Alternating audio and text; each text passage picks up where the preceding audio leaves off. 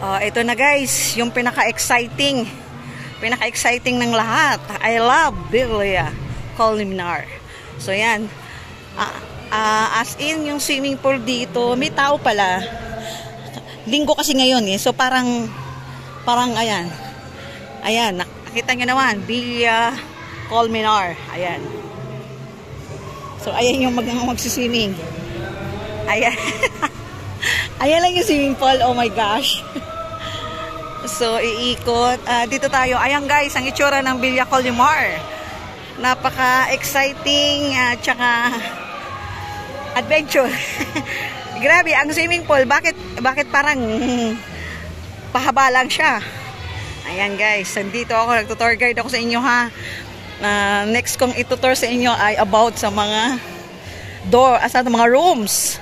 Ang swimming pool ay ito. Ayan. Ayan ang swimming pool. Ayan. Siguro naman, kahit umihi ka ng 10 beses ihi dyan, hindi nila malalanghap dahil sa lawak ng paglalagan. Ayan ang itsura niya, ha? Wow. Parang barko. Blue na blue. Ayan, maraming mga place. May video okay. Ayan, may second floor. Dito muna tayo sa first floor.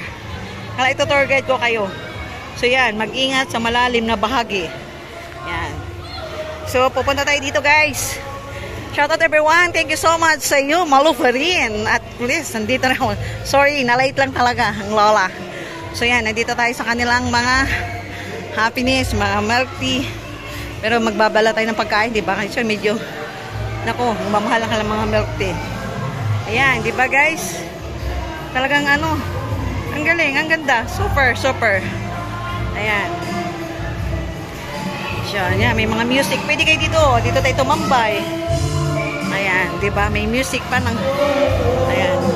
So, bababa muna tayo. Ayan, sa swimming pool para mas malapit.